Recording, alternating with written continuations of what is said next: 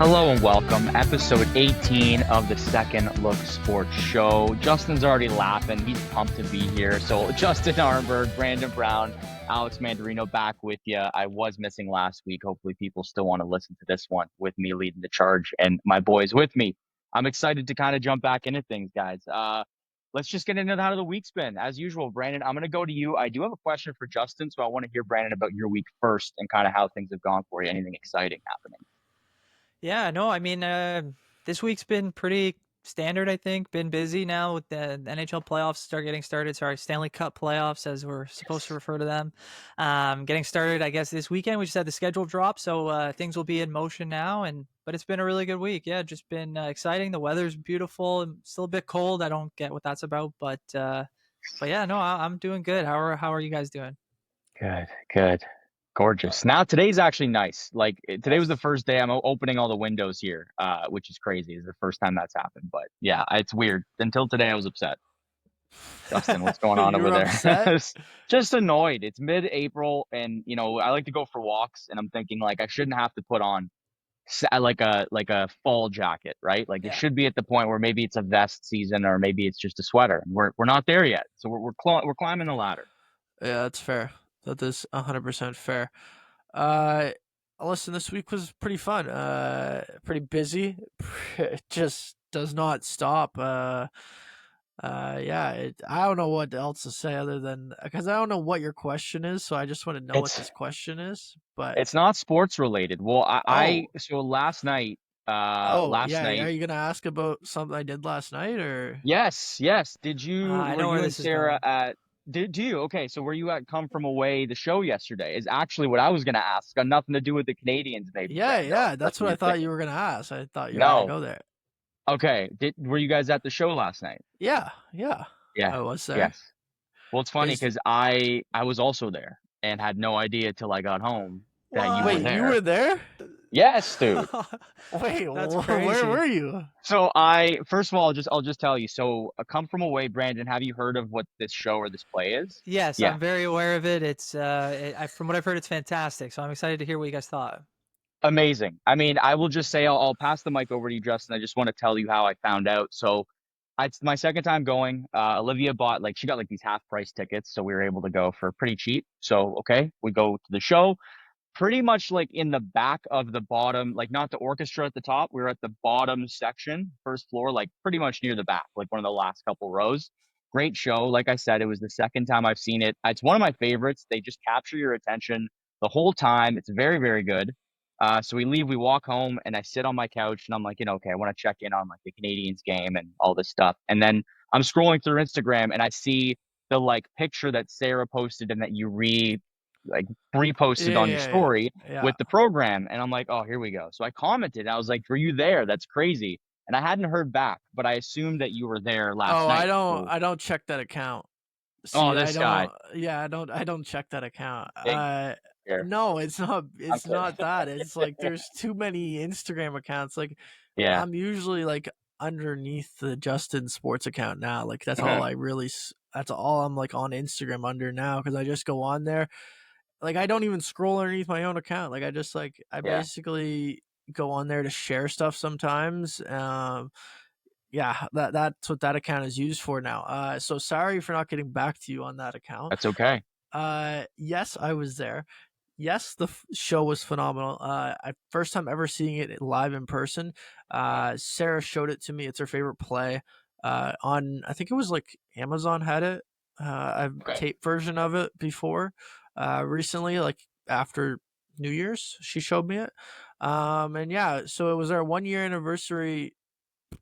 recently, March 12th. So we were busy during that time. Didn't really get much, or didn't really, our schedules didn't really align, is what I meant. So we kind of just planned this sporadically and just went, and yeah, it was. We sat up in the balcony. Honestly, Nice. I liked the view because like we were like we were high up, but like there was no one in front of our view. It just felt like clear right to the Nice. stage. Um, so I really liked it, and yeah, the play, like you said, so engaging the whole time, and Hmm. I don't know, Hmm. there was like obviously there's some moments in this play where it's or theater. I guess Sarah does not like it when I say it's a play. It's theater. So there are some moments where it's like sad and upsetting. Like people beside me were crying. Yeah. But like honestly, for the most part, like I thought it was a good mix of like laughter as well. There was so many funny parts yeah. in it. Like yeah, it was so good. It was so good. Like I watched it when we watched it like taped, I guess. It just it was okay to me, but in person, seeing it live, like totally 100% recommend. It was so good. Now I have a question because me and Sarah, we were hungry beforehand. We went there, and I don't know if you've heard of this place on TikTok. Sarah heard of this place on TikTok, Oklahoma Burger. It's literally I right don't think beside the so. theater, basically. Okay. Okay. Anyway, let me tell you, go there like ASAP. Like I highly recommend you go there. The price phenomenal. The burgers phenomenal. Their smash burgers. There's like, and the menu is the easiest menu ever. You want a single patty or you want a double patty. That's it. And then there's fries and stuff, but like just the burgers, that's it. And Okay. I don't know, it was amazing, delicious. Yeah, that was the show, and then or the burger and then the show. It was great. It was great. I Was. wish you would have known, or wish we would have known that you were going. Like that's Yeah. crazy. I know it's just a coincidence, but yeah, it was a good show. Yeah, like Brandon, I recommend it. Mando, you must have a favorite show. You come from a bit of an acting background, I remember. do. So you must have. Do you have was that your favorite? I like joining Justin. Is this I gonna mean, pull me? it's recent. It's always recency bias because I've seen a bunch of shows like growing up in high school and stuff, just based on like I went to school for like acting. It was not that serious. It's not like I ever got to like Broadway by any stretch, but In I my saw a bunch mind, of you did. shows. Yeah, thank you, thank you. I'll take that compliment every day. I saw Hamilton, I think a year or two ago. That was a really good play. But just the fact that like, yeah, Come From a Ways, there's a lot of high moments, a lot of low moments, and like there's songs in it, but it's not anybody who doesn't love musical theater would still probably have like an amazing time going to see it. And I think the fact that it incorporates a lot of like the Canadian aspect of it, the setting is Yeah, Gander, Newfoundland, right? So it's kind of like just this cool, happy vibe. It's a weird, like the subject matter is like sad in a sense, but it's also like just the good in the world type thing. And Canada's all about that for the most part. So yeah, honestly, like I know it's recent. I just saw it last night, but I would say it is my favorite. It is my favorite play. So I would definitely All recommend right, watching it. all if right. I'll you have Yeah. to check it out. Yeah. if it's here till the end of May, I believe. I Something like think. that. Cool. Yeah. So I looked at this and I'm like, I'm not the biggest like theater guy or whatever, but like or musical guy, but like it kind of felt like a mixture in between because there wasn't that many songs, but there was a couple like you said, and then it just like didn't really feel like theater the whole time. It just like it kind of felt more, I guess like it felt more personal than like like some of these like really, I guess like high class theater plays that you're going to go see. It's not like realistic. This one's based on real life events that happened after 9/11. Who, for anyone that doesn't know about it, Come From a Ways based on a bunch of planes that diverted to Gander, Newfoundland. So yeah, it felt like more real, and it felt, yeah, I was just very impressed with the whole thing. I'll just leave it at that. Definitely was impressive. We've talked a lot about theater, and I'm sure we've lost half the audience, but if you're still there, let's get into some sports. A lot of really cool stuff happened this week. It's sort of this weird thing where I feel like obviously the weekend was really heavy into a lot of really cool storylines, and some of it bled into the week with like the NHL. But obviously we have some golf, we have some NHL, we have all over the board this week. But I thought a fun way to kind of kick off sports is an idea that I actually took from the Makeshift project. So there are a couple of guys that have their own podcast. I think it's just more generic stuff, but they had this sports question, which was basically, I think it was 8 or 9 events in the sports calendar. And the idea is if you could only keep 3 of them out of this group, what 3 would you pick? So I just sent the group into our studio chat and I'll read it out to the people at home that are listening. So if you had to keep 3 of these events, and I added one at the end because this wasn't added before.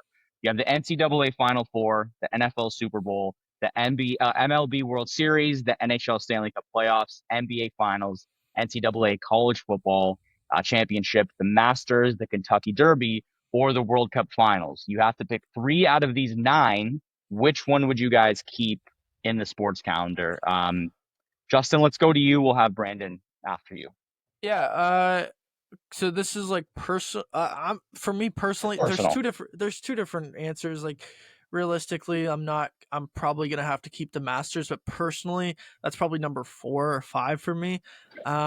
So yeah, I'm gonna say number 1 would be World Cup Final. There's no better event in the world than the World Cup Final. There just isn't. There's a reason why 1 billion people watch the World Cup Final. 1/7 of the world watches that. For me, number 2 would be the Super Bowl, and number 3 would be the Stanley Cup Finals. Personal preference.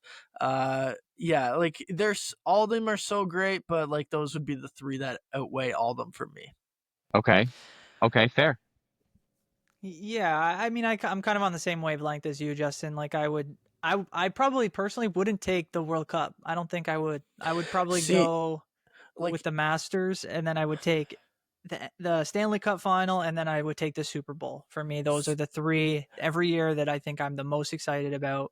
And they each represent something different for me than compared to the rest of them, I suppose. I'll just put it this way. The reason World Cup is number 1 for me is the rarity of the tournament. And first of all, it only happens every 4 years. And the pressure to win that thing, there is no greater in my opinion, there's no greater trophy in the world than saying you're the World Cup champions of soccer. Like, I can't imagine, like I would have paid so much money to go watch the 2022 World Cup final and see Messi lift the trophy and complete everything. Like that to me is the best sporting event in the entire world. Like there is no greater one than the World Cup final. So yeah, that's the rarity, like just the rarity for me is like what really puts it apart from everything else is just like the fact you can only win this title once every 4 years. Like not every player is ever gonna hoist a World Cup. Like Cristiano Ronaldo, I guarantee you, if like I'll put it this way, I guarantee you, if the World Cup is played every year, Cristiano Ronaldo has a couple World Cups. Leon Messi probably has 5 World Cups, but the fact that it's only played once every 4 years and you have to have a perfect tournament, basically, it's just that's what makes it more special to me. That makes sense. You know what I would throw in, Alex? We want to hear yours too. Sure. But I would throw in, it's not in here, and only one event, but the Olympics. I would throw in the 100-meter dash. Like that to me, like that one event, that final is always to me like must watch, and I feel like gets huge viewership numbers across the world. Like that would be something that I think you could throw in this list and would compete with a lot of them. I also would add a 4x1 to that.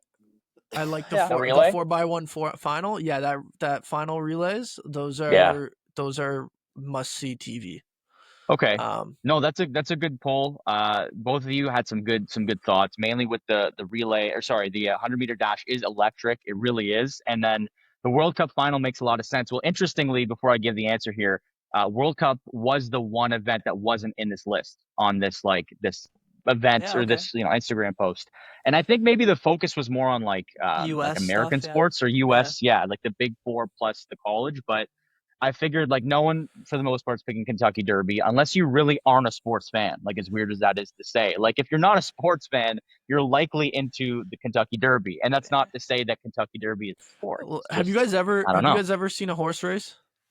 I mean, yeah, I've been watched to like the Kentucky Derby a few times. Yeah, no, and I've been to like Woodbine. Oh no! But like, have you been to a horse race? No, bro. You can never catch me there. Oh, okay. So like in PEI, when I was going to university, I stayed for one summer, and like they have it's the biggest horse race track in Canada, or Atlantic Canada, I'm pretty sure. And the purse is $100,000. And like the whole week is like an exhibition. It's got it's like the exhibition that you guys have down there by BMO Field, but like we like on the East Coast, like a lot of exhibitions like back home in Bridgewater, we have the exact same exhibition, but we have like horse poles and cow or ox poles on the other side, and we have stuff like that going on. There in PEI, it's all about the horse racing, and these horses come from all over Canada. Well, anyway, the finals on Saturday night at midnight. Okay. At midnight, I don't know what about midnight it is, but I remember going and like the whole track, and like you can't even fit people around the backside, but the whole track has people stuffed around the edges, and like has to be 50,000 people there, just and the whole population's 160, and there's 50,000 people there. And I remember hearing that night, because it's right attached to the casino as well, there was $500,000 bet on that horse race that night, and I was like, that is insanity to me. Like, that's insane. But yeah, horse racing is electric, I will say that. It's fun. It's fun. Like, I went as a kid a lot, and like my parents would give me like, $10 total. They were like, here's a toonie, you can go bet on like one. Well, they would bet for me. I would pick the horse and they would go, because you can't bet at like 12 years old, clearly. But it would kind of be kind of a fun event. Yeah, so I like Kentucky Derby wouldn't, obviously it'd be last, unfortunately. No disrespect to the horses that run it, but it's just not my style. But honestly, guys, I agree with you almost to a T. Like NHL Stanley Cup Finals, the Super Bowl, and then for me it's the Masters. I'm not a massive golf guy, but there's just something about the Masters where I will cancel plans on the weekend to just watch and like sit on my couch. And if it's nice out, kind of like throw the windows open, just the sun. It's like the place you feel like you would want to be. It's a different pace than all the other sports. Like it's slow and it's calm, right? And it's a great sort of symbolic start to the quote unquote the spring or summer, whatever, wherever you live. Sometimes it's colder. But it's just a great event that's different than everything else, I think. That's why that's what's in my group. I would also add that that's the only golf event. Like, there's 3 other majors, but that's the only major that anyone actually like cares the most about. Like, cares the most, yes. Yeah. But I don't know about at all. Yeah. I would say that for me, if you said like, and even if you could leave it the Masters, but if you put any of the 4 majors there, like I would probably still have that. Really? British Open? Yeah, man, the British Open's amazing. It's the only time you get to see them really play on the links like that. Say is if you had to rank them, and we're not doing it, but I would say the British Open, the Open would be second on my list. Yeah, like, and you'd just because it's so different. The U.S. Open is usually very, very. Yeah, I would say the U.S. Open would be number 2 even for me. Even the PGA is great. So I mean, like, I'm not like gonna say you got to watch the FedEx Cup Finals or anything like that, but I think the majors, like, you're definitely gonna. I just think the Masters is the most. You're right. It's the prestige of the 4 for sure. Yeah. And I mean, that's kind of where we can take our conversation right now. In the fact that the Masters did just finish up on Sunday in pretty dramatic fashion. A lot of the storylines have already been picked through by a lot of the networks, but we haven't really had a chance just to maybe give our thoughts on how it all wrapped up. So as everyone knows, I'll just do a quick highlight. Rory won in a playoff. It was an up and down day for him, but what a tournament it was all around. His scorecard, I'll just say his scorecard made me think that I could golf. I'm like, you know what? Maybe I could do this one day, because it was like 2 doubles, a couple bogeys, just birdies everywhere. It was unbelievable. And he got it done in the playoff against Justin Rose. You just talked about how much golf kind of like fits into your life, Brandon. So I'd love to just hear your reaction to maybe that day. Anything you want to take us through in terms of your thoughts on Rory's finish? Are you happy for him? And kind of where were you when that playoff hole was finished up for him? It's funny, the scene you beautifully described earlier about the beautiful spring day with the windows open, sun shining. Like, that was kind of my experience on Sunday, was enjoying the beautiful kind of weather we were getting that this last weekend. And I had the tournament on pretty much from first tee for the final groups to pretty much the end of the tournament, while I was doing some other work and stuff. And it was just it was incredible to watch. Rory, I do feel good for him. I'm happy for him, but I can't help but imagine the emotional roller coaster that he was on throughout that whole round. From having a pretty sizable lead. I think he was at 4 strokes at one point. Oh yeah, he was at multiple 4 points. Yeah, and every time he gave it up, and he would make mistakes, but then he would then he wouldn't let that stick with him. He would kind of come back, and we saw some incredible shots at, I think it was 7 and 15, where after he hit those shots, I was like, he's not losing. But then he would go and kind of take a step back. So even for me watching, I was like, what is going on? It was incredibly emotional, but fantastic to see him get through it in that first playoff. Listen, I'm looking at this after 11. I'm like, okay, this is Rory's in the bag. Like, he's up by 4 strokes. Like, he is rolling here. And then everything changed on 13 when he like shoots them probably his worst shot he's ever shot in his history of golf. I'm just gonna say that because like there's probably worse, but like in that moment it feels like the worst shot he's ever taken, because why is he trying to lay up there instead of, because like he's just playing, it felt to me like he's up by 4 and he's like, okay, I'm up by 4 shots, I gotta play conservative, I gotta play defensive here and not just like play my natural game. So then when you try to do that, it's just like any other sport. Like last night when we're watching Montreal, like in the dying seconds, they're up by 3-2 and it just felt like they played so defensive, but like it just does not work. It just, you have to play your game, and that's what I think Rory got back to in the end.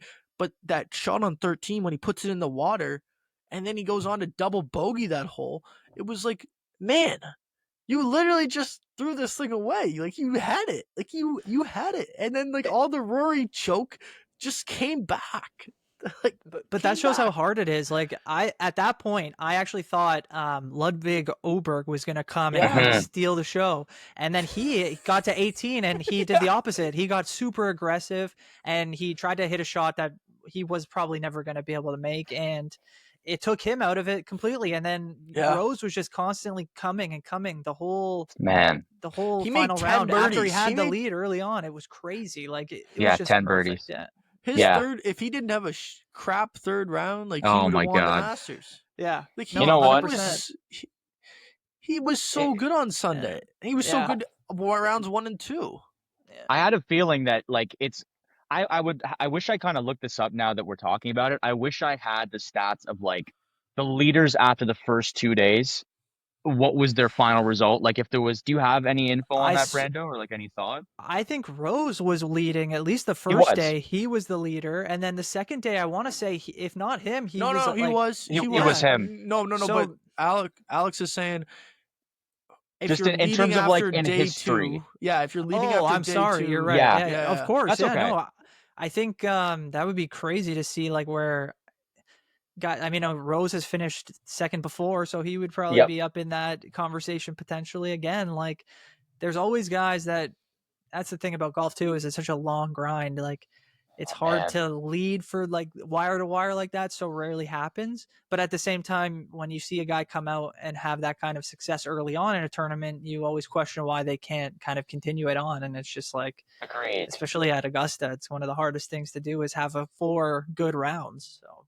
That's why I was curious, because it might lean towards Justin Rose being the likely favorite, or it might be it doesn't matter after 2 rounds, like things go sideways on moving day. But I am wondering if, like, because when I saw Justin Rose leading after 2 rounds, I'm thinking, I just have no faith that he's going to hang on to this. And it's not because Justin Rose, like, like I said, I follow golf and I know a lot of the players, but I haven't followed stroke by stroke, and I don't know how players for the most part have done for the majority of this year. But I just know that he hasn't really won a ton of these major events. And he's been involved, obviously, with Sergio a few years ago, the playoff as well. But I'm like, I just don't know. It just doesn't feel like he's the one to kind of take this after hearing all these analysts hype up a bunch of other people. Like, some people had Sepp Straka, and I don't even think he made the cut. I think he finished with like 5 over, something crazy. So it's hard to take that with a grain of salt. I just didn't think so. And then he has this brutal third day. But for Justin Rose, I was really happy to see him at least birdie 18 and put himself in contention. I'm like, you know what? Worst case, you did what you could. And if you lost, you lost, but you gave it everything you had. Happy for Rory. It would have been like a generational choke. 1% of me, when he missed that 5-foot putt on 18, I'm like, if he doesn't win, I'm finished. I don't want to hear about this narrative anymore. Like, this was wrapped for you.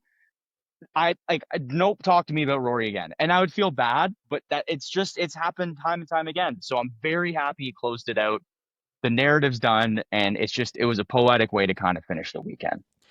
I will Yeah. say that I think Scotty Scheffler missed a big opportunity this weekend or this past weekend. I think he was not playing very well the first couple of rounds, and he kind of came. He tried his best. He kind of got around. I think it was like he finished, I think 8 under. I think around that point. Fourth. Something like that. Like Yeah, he has a like- bad weekend and he finishes fourth. He Yeah. 100% as I believe the best player in the world still.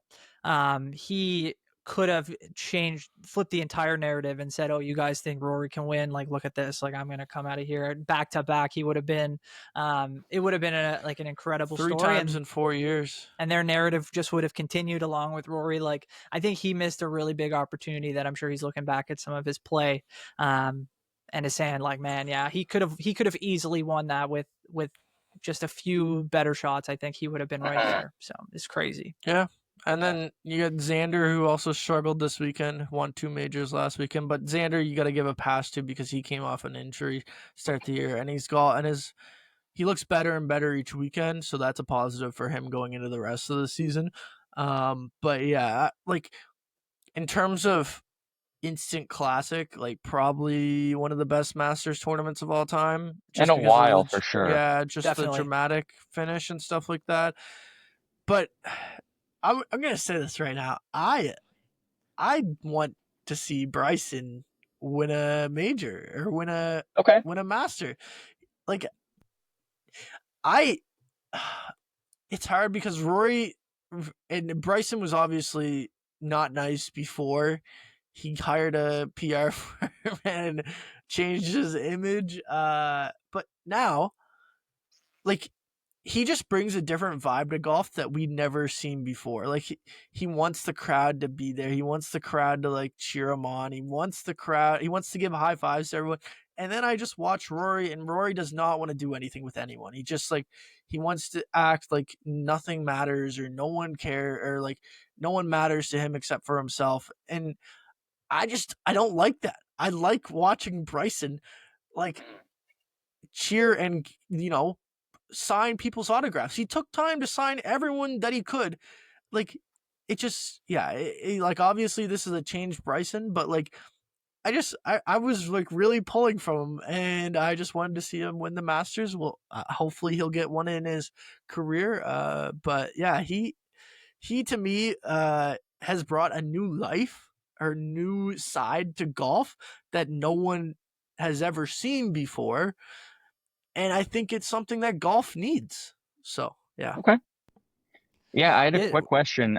Sorry. Yeah, Brandon, go ahead. I don't know if you had I was comments just on gonna that. say about that. Like, I think you're right, Justin. Like, the golf has embraced, especially in the last year or two, they've definitely embraced a lot more of the influencer side of golf as well. Like, we're seeing some of these guys show up at events and doing some different things, and I think Bryson fits well in kind of that mold of what they maybe view the future professional golfer to look like, right? So I think I agree. Like, having him actually have fun out there and want to engage with people and kind of show that it is a game as much as it is, a very serious sport. It's taken very seriously in a lot of circles, and that's great. But I think you can have both the best of both worlds at times. So I agree. Like, he changed, I think, a lot of people's perception of him this weekend, and I think that's all only for the better. We need to get him back in the PGA though.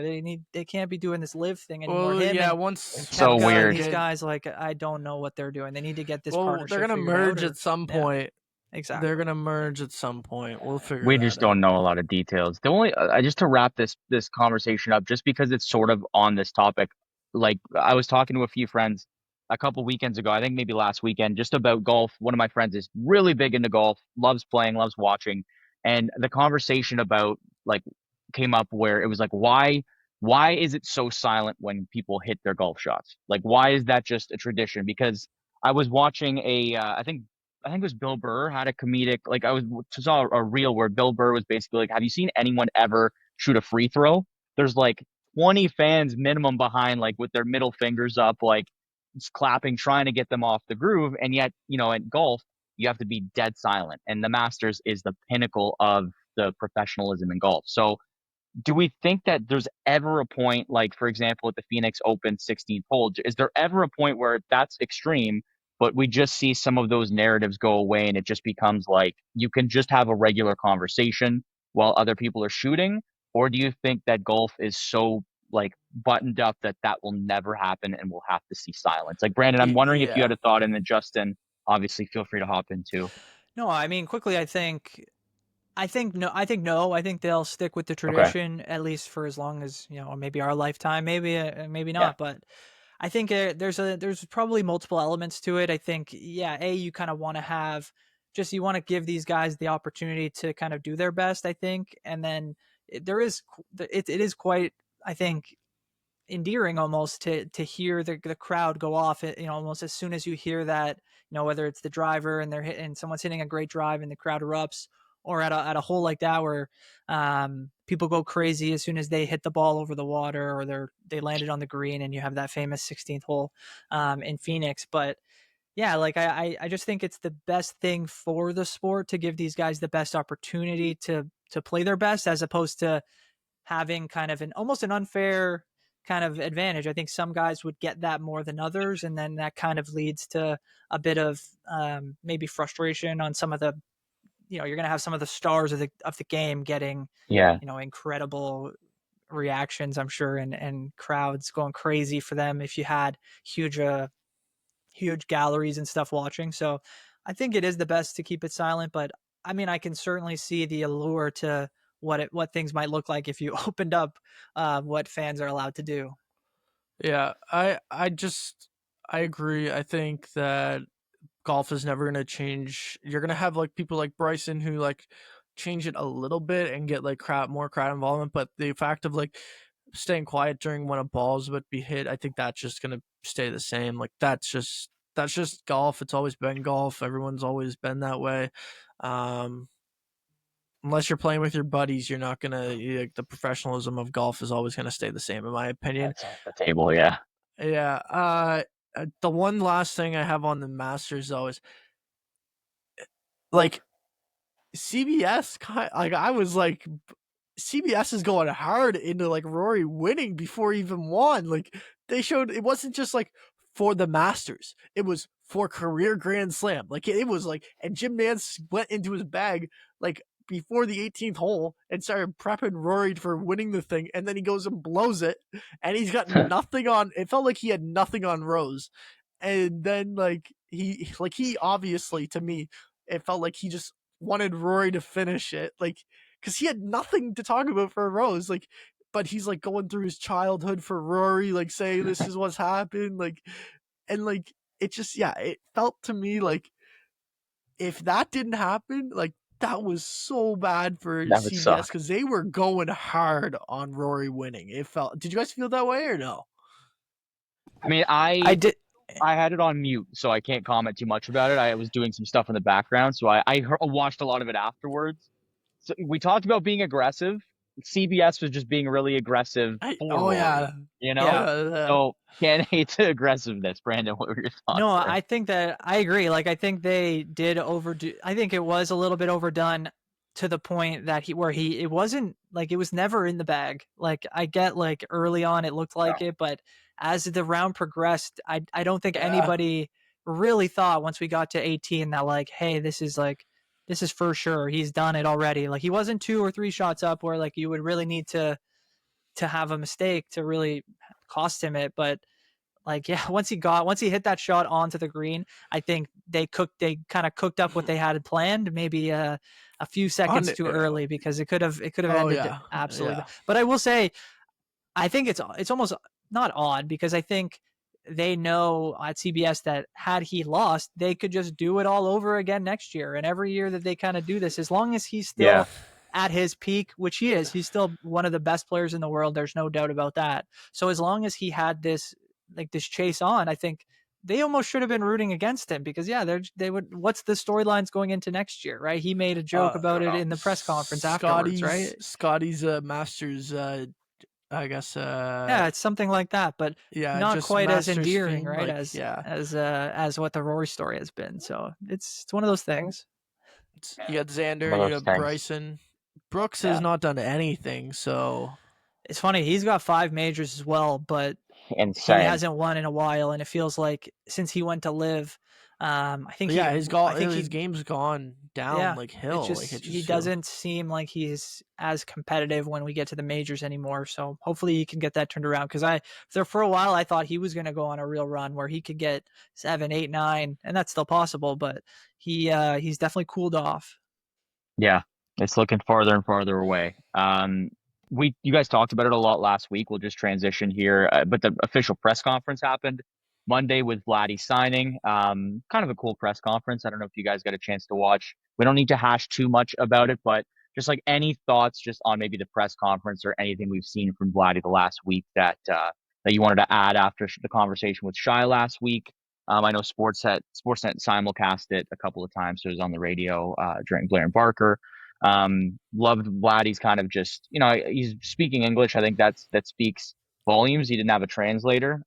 Anthony Santander did the similar when he signed here. It was cool to kind of see them showcase that they're here, even though they speak it's their second language, or at least third in some cases, maybe. Justin, I don't know if you had a chance to watch it, or do you just have any like final thoughts or on the press conference, just Vladdy's official signing. Yeah, I thought the press. I thought okay. I thought everything was really well done. I thought Edward Rogers being there was pretty cool to see because like he doesn't usually come out, so like to see him actually out, well, and like at this signing was like okay, like it means a lot to the city, to the organization, to the owners, to everyone. The only thing I like, and it's not something I don't like. It's just like it would have made it more perfect if Vlad would have wore blue. Like I just like when he wore pink. Like I was like, well, the suit looks amazing, but like I was like, blue would have been perfect here. It's a fair take.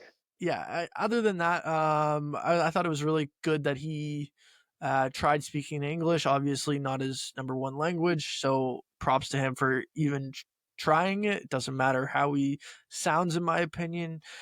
He should always, be proud of the fact that he gave it an attempt. Um, and I thought it was like important to see like there was a bunch of his teammates in there at the press conference as well in the back, supporting him. Um, Obviously, they're all happy for him, and you could see how much. To me, you could see how much it meant to everyone in that room to finally put the pen to paper and say Vlad is going to be a Toronto Blue Jay for life, hypothetically without any trades. But yeah, it obviously was such a special day.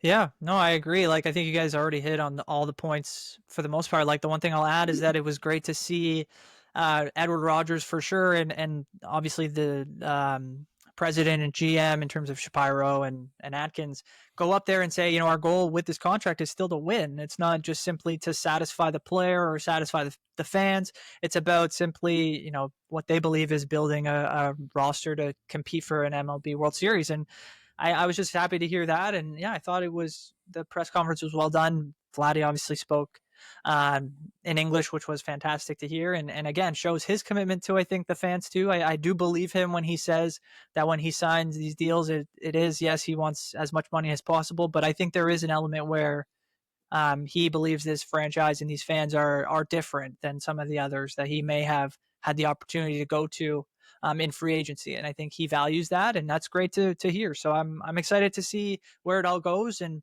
we saw him hit his first home run this week, so I think it's going to be fantastic in the future. I just hope. And he said some good things about Bo too. I hope we can get him done, and then we can kind of move on and again still build on to what should be at some point a championship level roster. So. What do you think the number is to get Bo done? It depends on the term that they're working on. I think like if they're looking something like longer than, I don't know, 6 or 7 years, then you might be talking 250 million. I don't know, 300 million. I don't know. I think the Willie Adames number is the most comparable, and I think it's the best number to look at for Bo. 7 years, like $182 million, I believe is what he signed for. Yeah. I think that's a really fair number. That would be fantastic. I think a lot of Blue Jays fans would be really happy with that deal if you could get Bo done with that. Yeah. Or if even it was 7 times 2, like 200 million, like that to just me is keep still, it even. Yeah, that to me is a fair deal as well. But yeah, that overall, I think the ownership has obviously proved they're not playing around anymore. They want to win. Finally, yeah. What's They wanna win. That being said, I do believe that the Bo negotiations will be a lot different, or I'm sure have been a lot different than what's been going on with Vlad. I think Bo and his team kind of have a different understanding about free agency and what they might be able to do. They're not looking to be, the number one highest paid player in the league. They're not looking for No. they're not looking for that kind of notoriety. I think Bo wants to go somewhere and make money, but he also wants to win. And this year will be a big stepping I stone to think seeing so. where we go with all that. So I think it will be a bit different, but it's great to see that they got Vladdy done. I think that was their best chance of keeping him. That's the thing. It's the biggest stepping stone is signing Vlad. I think that's the best place to go. In terms of like the one thing that was weird, and I want to actually say about Bo, the way that Vlad kind of handled the question because he knew it was coming. I don't know if it was Hazel who asked that question. I think it might have someone opened the doors like halfway through the interview about Bo, and the fact that it's his second language, English is for Vlad, and he was able to kind of tiptoe the question. Like he wasn't like, oh, I don't know, like I have no idea. Or he was like, oh, I obviously hope he sticks around, and like I'm for my guy, but like it would just be nice if he was here. But he didn't really give away too much, and to do that in your second language, I think is commendable. They probably told him like, hey, this question might come up. If you could try your best not to like stir the pot, that'd be awesome. Maybe they didn't say that. I just wanted to highlight because it's funny you guys had this take. I had an almost opposite take when it came to Ed Rogers being there. I want to caveat the fact that like it's good he's there in terms of like a PR perspective because Vladdy's big and it's important to show that ownership is behind the decision. But I just found it weird because he answered one of the questions which caught me off guard. Basically, it was like, "What about Vladdy the person was the reason you wanted to keep him here?" And the question was Yeah. directed at Rogers, and he was like, "Oh, I don't really know him that well, but like the one time I've met him, like this was like." I'm like, Yeah. dude, what are you talking Yeah, about? Like, all you it is had to do true. was say he's a great guy. Yeah. And then in that case, it's like, so either A, you actively avoided the negotiation process, in which case, like, you're just, why are you here? And like, it obviously wasn't meant to be malicious. He, in a certain aspect, Yeah. like, does he have to be in all the negotiations? Probably not. It's He obviously Shapiro and Atkins, he was but that though. was weird. He Yeah, definitely, right? because they came out afterwards and said like he was a part of every negotiation. It comes from Yeah. him. Um, but like to say like you don't know So, the player is yeah. that is like It not. was a bit weird. Yeah. That Yeah. was weird, right? I'm glad I wasn't the only one that caught that. I just felt like it's good to have him there. Clearly, it's a sign of support, but maybe it should just be a sports wide like no owners at these because like what do they have to offer? Like no disrespect, some owners are great, some are involved, and I don't know Ed Rogers at all. He might be a great involved in everything. That was just the answer rubbed me the wrong way. It probably wasn't his favorite answer, but like why do you need to be there? This is about Shapiro, Atkins, and player. I just feel like it would have been smoother. And if they had questions for him, they could follow up through email, and I'm sure he'd get back to them. I don't know. I just felt weird. That was my only takeaway from that. Yeah. But yeah. Oh well. Oh well. I don't have as much grace as Shy does in terms of answering these questions or giving my thoughts, but here we are. Justin, you had some interesting takes and did some content on this when we switch over to the NHL with the NHLPA players poll. So basically, this came out probably a couple of days ago. I want to say like today's Thursday, so Tuesday or so. And Yeah. It basically, did. what happens is 663 NHL players were asked 12 hockey related questions this year for like a player poll. They select their top choice for different topics around the game. There's a bunch of them here. Like I said, there was 12 questions. So I don't really have a direction we want to go. Justin, you had some thoughts on some of the answers. So maybe if you wanted to share like some of the questions that were asked and your thoughts on them, we can kind of jump off that as a point. But there were some unique takes and some unique decisions here by a lot of the players. I was shocked by the Connor Hellebuck one. That one was disrespectful. Connor Hellebuck being named the third best goalie in the league by his peers. That to me is because it's based on like recency bias as well, right? Like Igor Shesterkin has not had anywhere near of a great season that he's had. So why is he ahead of? Like, why is he looked at? I'd like to ask like the players now, because like, why do you view Igor better than Connor Hellebuck? Is there something like that intimidates you about Igor Shesterkin when you play him? Is there something that he does mechanically that like it's just harder to beat him, but then when you do, like it's easier like than Connor Hellebuck? Like, is there something that, you know, Connor Hellebuck just lacks, or is there just like a vibe on the ice with Connor Hell? I don't know what it is, but I'd like to like ask the players, because to me that was disrespectful. That he's probably gonna win the Hart, and you're telling me he's not the best goalie in the world. And you know what? I said it like in the video I made. Like, I can understand an argument for Vasi being number one. Like, I can understand that, but Igor Shesterkin should not be in the conversation for number one or number two or number three right now. Like, that's not what this is. Like, I'm sorry, Igor Shesterkin has just not played that well this year. It just shouldn't be that way. Yeah. Okay. I mean, I think I kind of agree with that last take, especially like I think Vasilevsky has proven at this point that you could consider him the best goalie in the NHL with his accolades. But I would say that I was shocked to see Hellebuck at this point not be named that by his own peers. So I can agree with you on that one for sure.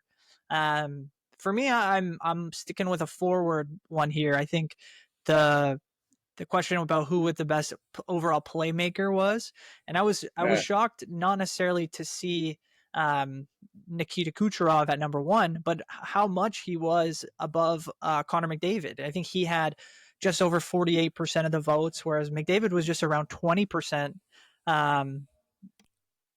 So I think that I was just shocked to see that he was not getting as much love as Kucherov, who obviously is a great player in his own right, but is not, for me. I would think the guy who's had the most points since he's been in the league, leads in assists almost every year. Obviously this year he's not played as many games, but I think I would have put McDavid first, but I can understand Kucherov's fantastic as well. And this year, he's obviously leading in points, and his assists are high as well. So yeah. I would say Kucherov at number one is fair, but like, yeah. I would understand like maybe it's a closer gap. I think people understand like Kucherov's probably one of the he's top 5 player in the world, maybe top 3 player in the world. He might be third behind McKinnon and McDavid. Like, he is phenomenal. And the one thing I would say, like, he might be, Connor McDavid's just all around good, but like playmaking, like that's the only thing we're talking about here. Kucherov, I would say, is better than McDavid at that. So yeah, that I don't have a problem with Kucherov being number one there. Yeah. Does it quickly, Alex? I just wanted to ask if it change your opinion just in this poll on whether or not Connor McDavid is the best player in the league, because he was not voted the most complete player. I don't believe, was he? I believe it was Sidney Crosby. It was Crosby. Crosby and a very close Barkov second. Yeah, right. Yeah, so if he's not the most complete player, if his own peers don't view him that, he's not the best playmaker. I think he did win the best skater. Yeah, I'm not sure. He won the best forward as well. Okay, so he won by a long margin. That was weird, ridiculous. So margin. So where is the difference? I just don't understand. Kind of where some of these, like, unless you're just gonna say because he. Like, what at this point, what is it that he does the best that makes him the best player if he's not considered some of these other categories? I'm not at all saying he's not the best player in the world. I just find it interesting that he's, the things that I've associated him with, he's almost not getting that sort of love anymore for those things. Yeah. So I wonder where the conversation heads. Well, he was, he won best forward by the largest margin. He was 73% first place. And second place was Nathan McKinnon at 9%. And that to me was shocking, because I have McKinnon 1 over McDavid in my opinion. And for McKinnon to be only 9%, it was really shocking to me. And Kucherov was number 3 on that list, I believe. So yeah, it was I understand what you're saying. What's the difference?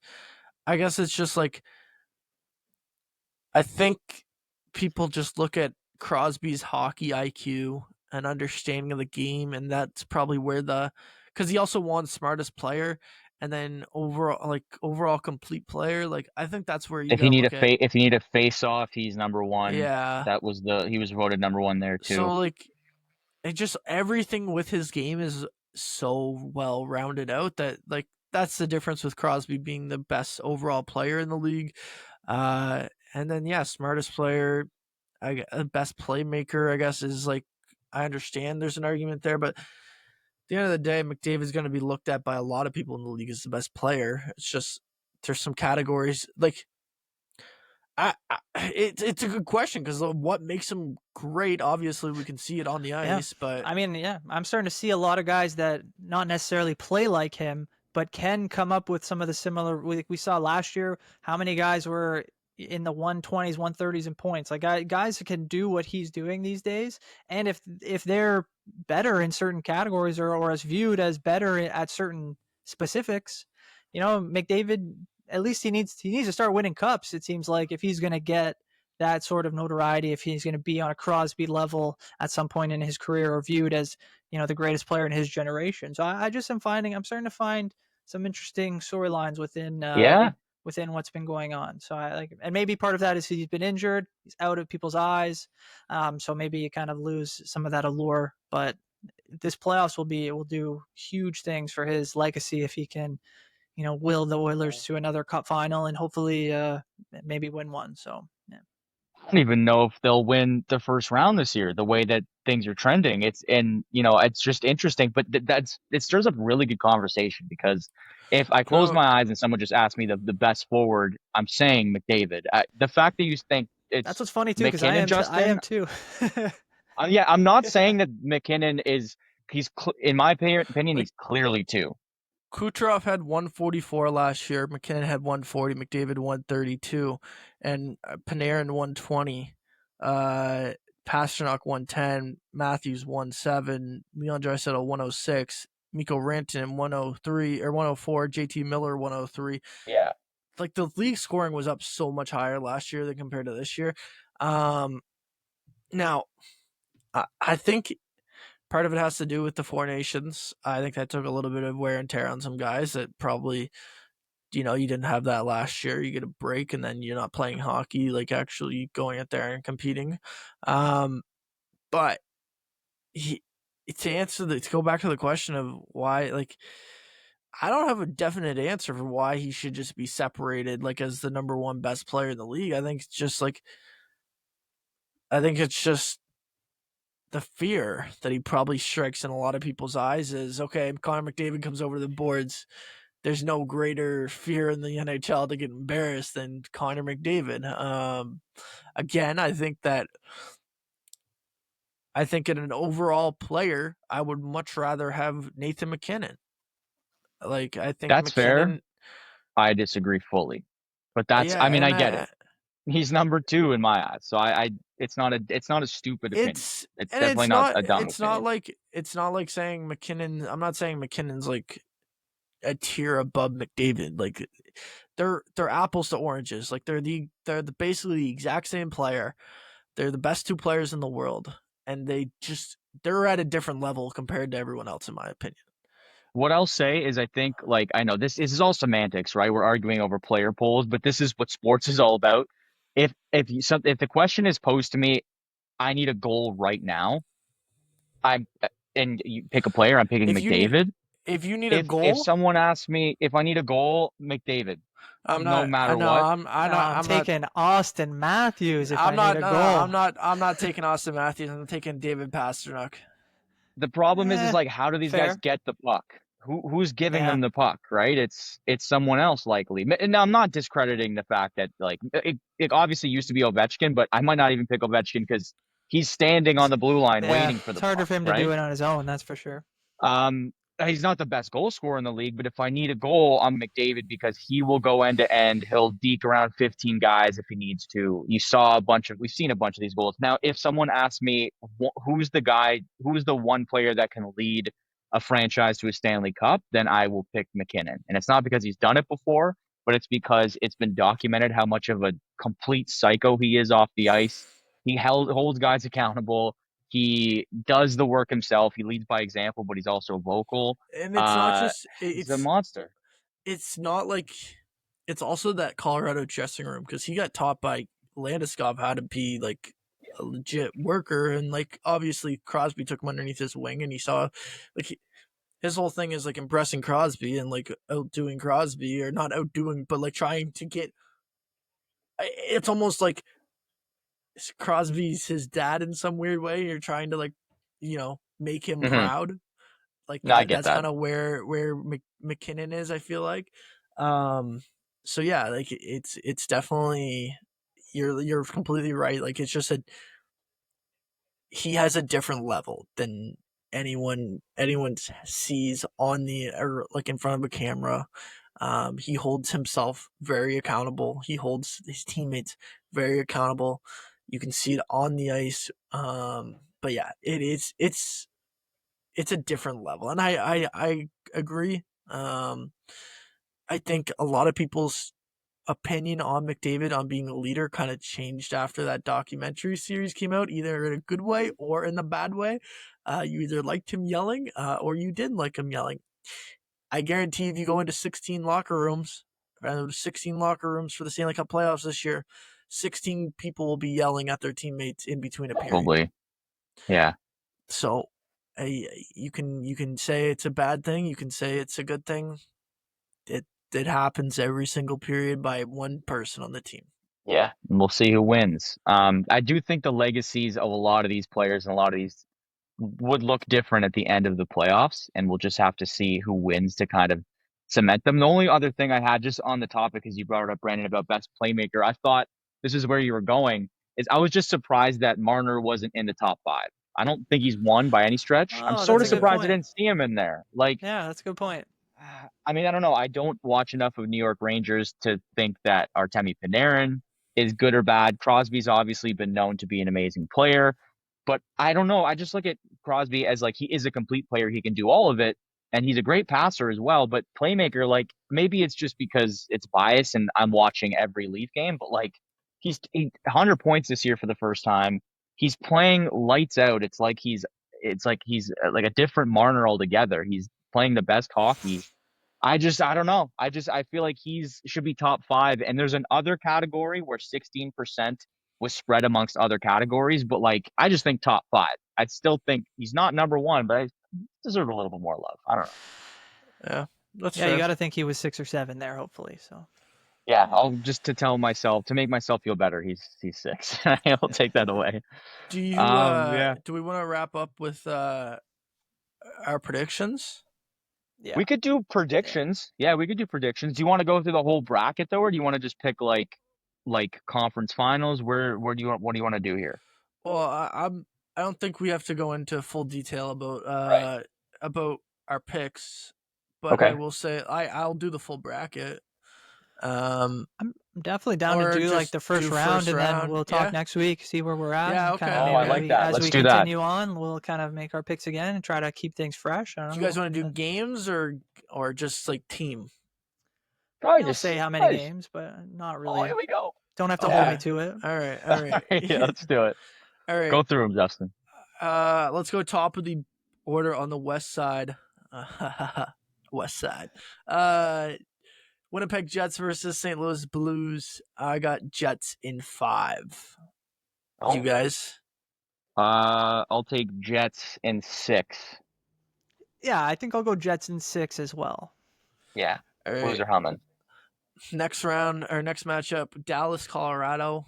I got Abs in 7 for this one, especially after Jason Robertson just went out in a break. Yeah, that's a tough break. You know, last year I believe did these two teams meet each other last year? No. Yes. Someone tell me that. No, they did not. They did not. Winnipeg and Colorado did, and everyone thought Winnipeg was going to win, and then Colorado just came out there and just. That's where this whole Connor Hellebuck narrative began. That's right. He's not a playoff guy. Last year I had Colorado, I believe, to go to the Stanley Cup Finals, and I was not high on Dallas. This year I'm gonna flip. I think my script. I think Dallas will beat them. I know they haven't been as good lately, but I think I think they will beat them. I'm going to take Dallas in 7. I don't see how it doesn't go 7 games. I Yeah, love that. Yeah. I'm taking Dallas. They're in rough shape. I think I read somewhere, and I'd have to check, that they've lost like 7 in a row heading into the yeah, they have. end You're of, right, They yeah. right? have. Like but And Ottinger has Sagan's not looked back. good. Ottinger's very wishy-washy in the playoffs. He's had amazing games. I think in his rookie year, he had an Yeah. incredible playoff. Played against Sagan's Calgary. back. Yeah, Sagan's back. He's not an ultimate playmaker. I still think he fits the bill. If Robertson's out, he might step up. And Rantanen going against his old team, he's going to be fired up. I'm taking Dallas in 7. Okay. Vegas and Minnesota. This might be the sleeper upset. I do have Vegas Oh my God. coming out in 7 games. I'm gonna probably go Vegas. I'm gonna take Vegas, but I'm gonna go in 6. I think it'll be maybe they'll split the first 2, but I think Vegas will find their stride. They've been pretty consistent all year. I love Minnesota's team. I think in the future, we've talked about them in the past. They're going to be, I think, a team to reckon with over the next 5 years. But I think for this year, I'm going to take Vegas in 6. Okay. I'll go Vegas. I think Vegas in 5. I just feel I know Eriksson Ek is back. I know Kaprizov is back, but like this team has not proven. And we don't have to, I don't want to take all the spotlight here and just talk for 10 minutes about every series, but I'm just so fired up. Minnesota hasn't done anything for me. Like they haven't proven they're a playoff team at all, and they were in the conversation for the top 3 in the Central, and they just fell off. So unfortunately, I just think Vegas is going to steamroll them. I think it's in 5. For the purpose of this pod, I'm gonna save the Leafs and the Leafs for last. But so we're gonna start at the bottom of the bracket on the other side. So you guys I have Jets. What about Kings Oilers? We didn't finish the West. Oh yeah. Sorry, we gotta do Kings Good Oilers. call. But right, Yeah. good. Thanks, Mando. No worries. I got ahead of myself. So I have That's okay. Jets, I have Abs, I have Vegas, and I'm gonna finish off the West with Edmonton in 6. Sorry, Edmonton in 6. Listen, LA is really good, and I think by the look on Brandon's face, he's gonna say, "Oh man, it's LA's year." Listen, did you listen to Connor McDavid's comments yesterday? That is why he is going to be. He's looked upon as one of the best players, if not, well, he is looked upon as the best player in the world. That is why, because you go make a comment like that, like you just know he is fueled up inside to be like, you guys don't think we can do this? All right, here we go. We've been milking her all season long. Okay, let's turn her on. We're gonna get a healthy lineup back. We're not gonna have Ekholm, but we're gonna have everyone else. We're gonna add Evander Kane to our lineup. We're gonna come out and win. I mean, I am having a hard time with this series. I do believe that Edmonton at full capacity is the better team, but I think you play a team this many times in 7-game series, and these teams, I think LA is probably at its best that it's been through this group of years that they've been playing each other, and I think it's going to go deep again. I'll say I'm gonna go kind of against the grain. People will not like it, but why not? Why can't this year be the year that the Kings, pull the upset and do it? Let's say in 7 games. Like there's no stakes for me on this. Like I think if it goes the other way, I'll be happy to say Edmonton won and we'll move on. But I'm kind of I just have that kind of gut feeling this year. I don't know what it is. They're limping. Oilers are kind of limping into the playoffs. They say they're healthy. It doesn't take much to kind of swing things the other way, and maybe we see a guy still have some aggravation or something. So we'll see what happens. But yeah, why not? Let's go LA in 7. Yeah. LA in 7. They're one of the best home teams. They're atrocious on the road, but like they're a really good home team. Yeah. They're gonna get 4 home games. You just gotta win 1 on the road if you want to end it sooner. If McDavid's not on the Oilers, I'm not, like, Draisaitl aside, I've not been a huge Oilers fan in general. I want to see McDavid do it just because it's McDavid, but I'm just sick of the Oilers, and I just think the Kings have it this year. That's hilarious. Win. I love that, though. You've had 4 first overall picks in 7 years, and you got McDavid, I think, is the last one. What have you done? You've made the finals once. and you basically lost it right off the They bat. also I made know the real conference comeback. finals. They also made the conference finals.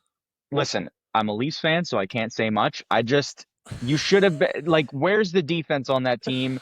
Stuart Skinner's your That's true. goalie. Ekholm out Come is on, man. huge.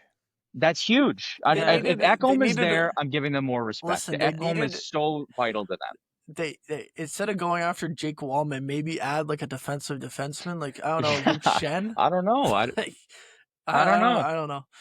I guess just think, offense. in all honesty, I think the Kings they're built well, like you said, Brandon. They're the best they've been, and I just think they're probably tired of losing. This is their fourth meeting in a row. Like, you got to win at one of these. Like, Washington finally did it on their way to the finals, and this is by no means a comparison, but LA has to do it at some point. I just think this is the likeliest year that they are to win against this team. So I'll say LA and 7. Moving on to the East. Hurricanes, Devils. Hurricanes in 4 for myself. Okay. Yeah, they're Not even a sweeping. sniff. No, the Devils are just done. Like, they're just cooked. Like, Sheldon Keefe's gonna be having angry press conference after angry press conference. Like, Kovacevic, you better just go hide in a closet for the next 4 games because he is going to lose it. Yeah, it's gonna be embarrassing. Carolina definitely wins this series. Okay. Yeah, I have a hard time not picking the Hurricanes as well. I'll take them in 5 games, I think, here. For all the reasons you said, they've obviously lost their best player and they're in kind of a spot where they just haven't, I feel like, lived up to some of the expectations that people have set on them the last couple of years. So it's great to see them in the playoffs and things do happen. They have some talent that could allow them to kind of do some damage and make trouble, but I think Carolina's in a better position to kind of start their, hopefully next run. We'll see what happens with them. They'll go through the Metro and they've got as good a chance as anyone, I feel like, in the East. They're pretty well built as well, so we'll see what happens, but it'll be Carolina. Listen, I think. We'll go to everyone's. Well, whoa! I haven't given my pick yet. Yeah, you're jumping too far. You're too excited here. I'm too excited for this next one that I'm about to say. I don't have much to add. You guys pretty much highlighted it. Like, no Hughes, no Hamilton, maybe.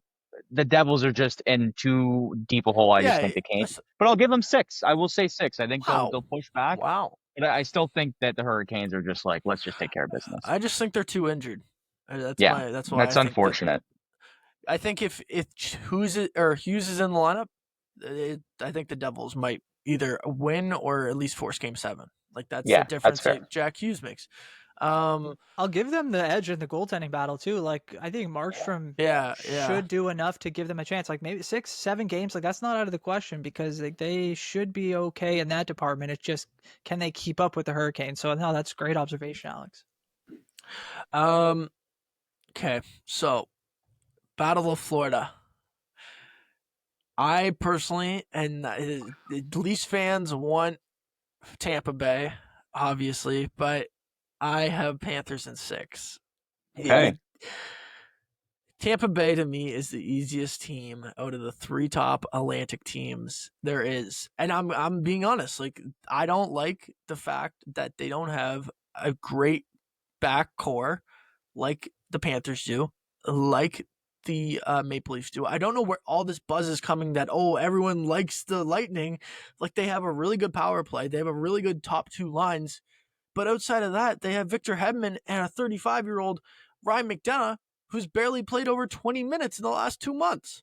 And yeah, you have Vasi back there, but give me the team that had Alexander Barkov, Sam Reinhart, Matthew Tkachuk, Sam Bennett, Aaron Ekblad, all out of the lineup for the last 2 weeks.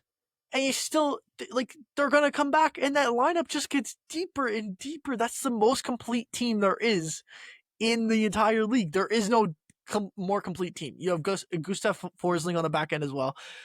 Give me Panthers in 6. I've struggled with this series for so long. Since we kind of had the idea that the Leafs were probably going to win the division and this would be the matchup, I've had conversations with Justin. I know how he feels about Tampa. I have a hard time not picking them in this series, but I think at the same time, series is going to be one of those just battles of attrition where these guys are going to go at it pretty much every second of every game, because this series I see going 7 games, and yeah, I'm going to pick Tampa. I'm not going to say that Florida is clearly not the better team or is not in position to win the series, but it's similar to my thoughts on Edmonton.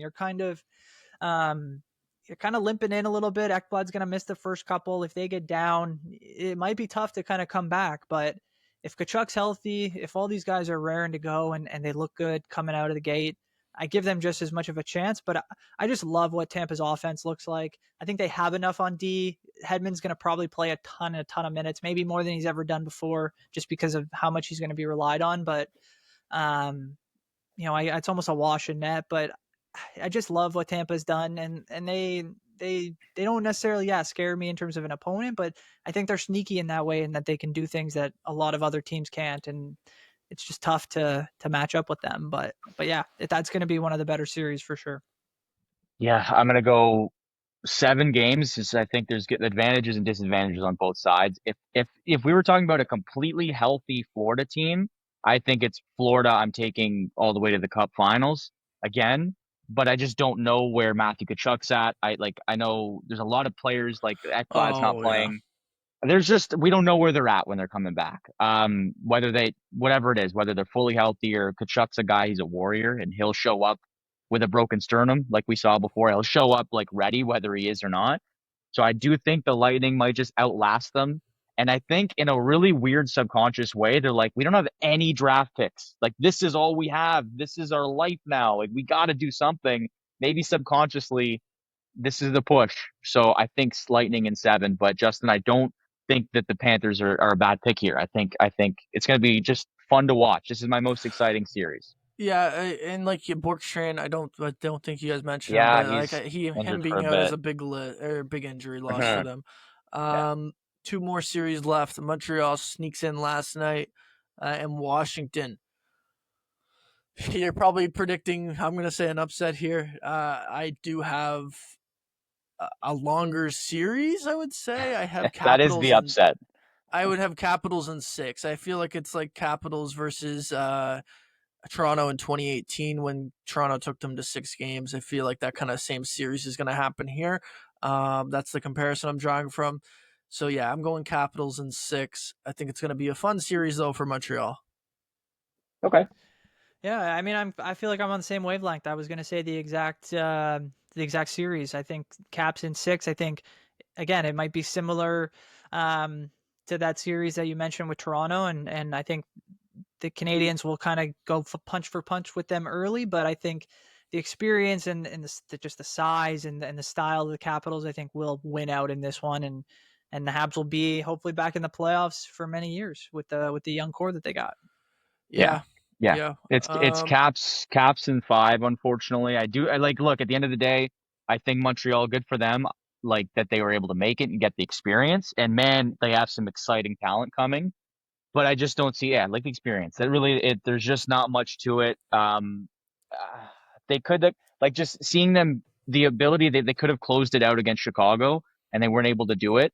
It's just a sign that it's like that's the game you got to pounce on, and to draw it out to Carolina, who were resting guys. I think like Rod Brendamore's kid was playing. Oh Like, yeah, made his it's NHL awesome. debut. Yeah, it's awesome that Montreal made it. I'm loving that there's more Canadian teams in the mix, but that's where the buck stops. I think they sneak one, but I think it's a gentleman's sweep here for the Caps. That's fair. That's fair. I do Yeah. think this team can get hot, and I think it's a good matchup in terms of for Montreal. I think Okay. Washington is a good matchup. Uh, Battle of Ontario, final one. Do you want me to go first? Of course. I have. Okay. I'm gonna be honest. We don't want you to do anything else, but we I'm need you to be honest. struggling. I'm struggling.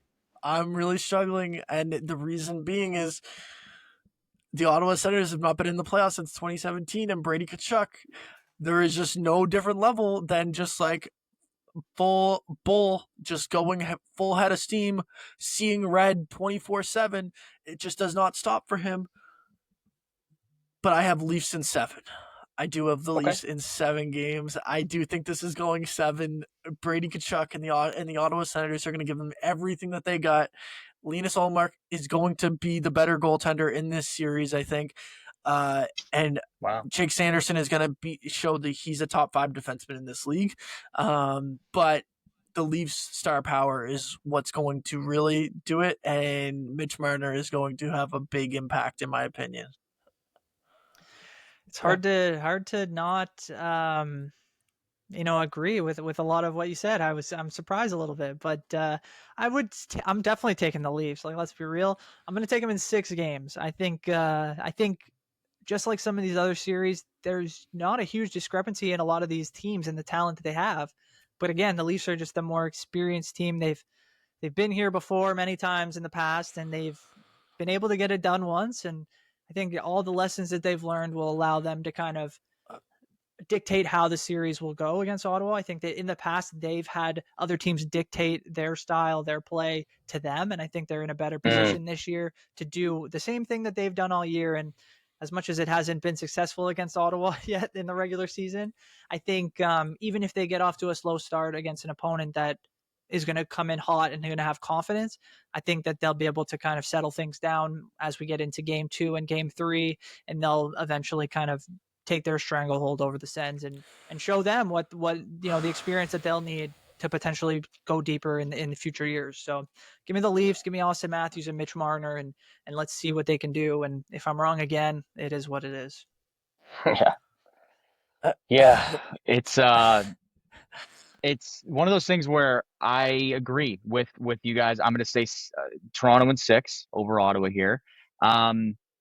The one thing that you made a point of was Brady Tkachuk, Justin, and I think it's fair to be like, he's jazzed up, he's emotional, but I'll honestly flip it to say that because it's his first time here, he's seen his brother do it, but I think he's going to be so emotional. And Brady Tkachuk has been known in the past. He's an unbelievable player, and the emotion clearly helps him. He's able to scrap, he's able to throw hits, but he's also been criticized for like abandoning his play and going after guys in the middle of plays and being like, I'm just going to throw a hand. That is fair. So my concern is if one guy gets under his skin, and he just sees red, he might not be able to get a hold on his own emotions for the whole series, and the emotions ramp up like tenfold. So I think if there's a guy on the Leafs that can just kind of, hey, like Holmberg or somebody, you're not scoring here. Maybe just go throw a couple of slashes here. Just get Tkachuk going and see if we can throw him off his edges here. I think that might sway the series in the Leafs' favor. And look, like, you got to get it done at some point. The Leafs have gone into the playoffs on an absolute high. We've talked about goaltending before, but I think it's important. They've stumbled into the playoffs before. Not stumbled as in the 8th seed, but No. But last year 500. they lost their last 4 games, and this year they won their last 4 games. Like, so it's unbelievable.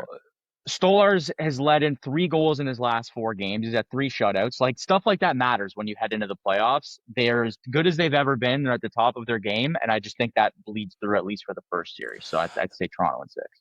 Would you guys be shocked though if like Ottawa, like, would you be completely shocked like if Ottawa upset? Like, this is where I'm at. Like, I wouldn't be shocked if Ottawa upset the Leafs. Like, and it's not because the Leafs aren't good. I just think Ottawa is actually a good team that's being slept on. Well, I think once Montreal and I know it's like the COVID year, but when Montreal, it was 21, when Montreal took down Toronto when they were up 3-1, right? That's exactly what happened. Yeah. And like, that's when my surprise went out the window, because I was like, the minute it went back to 7 games, you knew they were losing game 7. They didn't even score. I think the final was 2-0 in that game, 2-3-0. So I think just my surprise is gone. Like, the shock factor of the Leafs losing is gone now. Like, I'd be upset, but I wouldn't be surprised because, Ottawa is a good young team and they're hungry. They're probably like, Tkachuk is salivating to play on Sunday. Dylan Cousins, like, the list goes on. Tim Stützle, I wouldn't Jake be Batherson, surprised. the whole team. It's more just because the Leafs will give it away rather than Ottawa wins it, in my opinion. That's not disrespect. The Leafs they won't shine in the moment. And that's kind of where I would see it going. That's so funny that you say that, because I was going to say that the Leafs losing, if you just told me without context that they lost, I would not be surprised. Even if you told me that they choked the lead or they, had the opportunity and it just didn't take care of business, I wouldn't even necessarily be shocked. I would maybe be shocked if they, got down early and didn't claw their way back and they lost a 3-1 or 4-1 or 4-2 to the Sens, and they just clearly were not the better team. I think there will be times where the Leafs clearly are the better team and will win games probably pretty convincingly in this series, but it's what do they do once they get to, those final moments of the series where they need to be at their best. Like we've seen them kind of fold in some of those moments, and it's just like it's going to have to come down to what the big boys can do when they're called upon in those big games and those big moments. So I'm excited to see what this iteration of the team can do in the playoffs, but you can't help but be a little bit pessimistic when you're just getting started. So yeah, I have one or two last questions. I just want to ask going into these playoffs, who's the biggest X factor for these playoffs? Any team, any player, and who has the most pressure? I will go first. Biggest X factor to me is going to be. I just have a feeling it's going to be Connor Hellebuck and what can he do in these playoffs. I just feel like if he's on his game, I have Colorado to win the cup. That's my overall prediction. We can go into that later, but like if he's on his game and he plays the way he has this season, I think he's going to be the biggest X factor, and I could see Winnipeg winning the cup if that's the case. If like he's on his game or elevates it to even higher level than he already has, they could win the cup. And the most pressure, there isn't a more obvious answer than Mitch Marner, because he has to go out there and he has to perform. If not, he can pack up his bags. He's gone. He's out of town. He doesn't and it's for both sides. Like they're not going to want to re-sign him. They're not going to want to deal with it. And he's not going to want to deal with all the crap that he gets dealt with. Like he became the scapegoat. Do you think he wants to be the scapegoat for another 8 years to stay in Toronto if you go out in the first round? He has the most pressure out of anyone in the playoffs to go out there and perform. He just hit 100 points in the season. No one cares. No one cares after game one. The first period of game one, if he is -2 and he was on the ice for both Ottawa's goals, buddy, you're getting ripped on Twitter and it's not even going to be close. Like he has the most pressure out of anyone in the entire NHL to go out there and perform. And personally, I don't think it should be that way. I think Austin Matthews is just as capable, or should just have just as much pressure as Mitch Marner. But unfortunately, that's not the case. That's not the way people look at this. Mitch Marner, if he doesn't deliver, it is going to go down as the biggest a fumble, he's going to be looked at as like the villain of Toronto, even though he's the player of the Maple Leafs. Like that's the way it's going to go down. It's just the way it's going to go down. So, yeah, I'll leave it up to you guys. And, yeah. Go ahead, Brandon. Yeah, I mean, I can't disagree with either of those. They would be top of my list for sure. Hellebuck absolutely needs to right some of his wrongs from playoff past. And Mitch Marner, needs to show that he is the player that he thinks that he is going to be. With you can't overlook the contract stuff too. Like that's even more pressure hyped up on his shoulders, and that's a great way to look at it. I think if I had to pick another one, I'd just go Connor McDavid because of some of the stuff that we talked about earlier. He needs to show that he truly is the player that he's been, projected to be his entire career. And if he goes another season without a Stanley Cup, or can't say a Conn Smythe because he's got one of those somehow already, but he's kind of deservedly so, though. Absolutely. So. No, and he played fantastic. Yeah. And I'll never say that he underdelivered on his career or that he hasn't been a fantastic player. But if you want to be, again, I'll use the Sidney Crosby because we're kind of at that twilight right now of his career, that if you want to be in that conversation when you get to his age, when you're kind of rounding out your career, you need to do the thing now, and you need to win cups. And that's not hyperbole at all. That's legitimate gripe when it comes to who some of the best players in the NHL history are. And if he's going to be up there, it's got to be with hardware, pretty big hardware. So we'll see what happens, but I expect there to be quite the amount of pressure on him from the Edmonton market as well. Yeah, X factor, agreed. I'd say Connor Hellebuck. Like you guys were pretty much on point. My decision before anyone said anything would have also been Hellebuck, just because he's had such an incredible year, but we've seen him falter a lot in the playoffs. And people have said last year was his best performance playoff wise. Like, I don't even understand like how that's possible, whether there was less shots and he was just able to, like, all the shots that went in weren't good goals. Like, you still got to make the saves, man. Like, it's not just about making saves, it's about the belief that you can make the saves. So there's a lot that goes into that, but it's Hellebuck this year because, like you said, Justin, President's Trophy winners, there's a lot of pressure on that, but Connor Hellebuck is the engine that drives this team. It's basically him and Mark Scheifele being the guy that kind of, with the goal numbers that he put up this year. But I do think it's Hellebuck because they can make a really deep run, and they're going to have to get by one of the hottest teams in the NHL right now, and they're going to be firing shots, so he's going to have to be on his game. Biggest pressure, I like the Marner take, and I agree with it, but I would also agree that the biggest pressure is on McDavid. And it's unfair pressure, I think, because it's not that he's a bad performer and as a result he has to be better. Like, he obviously has to turn it up every playoffs. But when you're regarded as one of possibly a Mount Rushmore player by the time your career ends, that is all pushed off the table, like you said, Brandon, if he doesn't win a cup. In 20 years, no one's going to be like, oh, remember that run where they like came back from 3-0? It's like, oh, yeah, but what happened? Oh, they didn't win. Okay, great. Why are we even having the conversation? It's a result of, I know Edmonton Oilers, it's a team game, but if you're one of the best players, look at the Mount Rushmore. They all have something up there, right? They all have cups. So let's be real. He needs to win. And unfortunately, that's why there will be pressure on him, like Rory McIlroy, until he wins the final one, or in Connor McDavid's case, his first. Yeah, I agree. I don't know.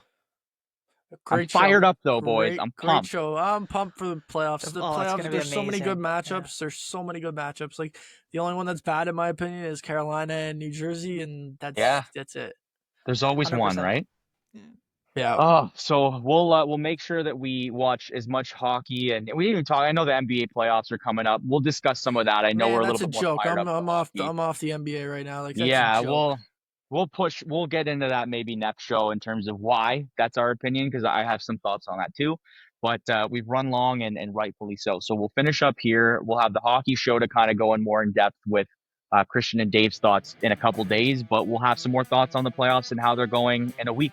So great joining us today. Great listening, and hopefully you guys had some fun. Otherwise, thanks for listening. Subscribe, like, follow our socials for more information. Otherwise, have a great rest of the week and enjoy the NHL Stanley Cup Playoffs.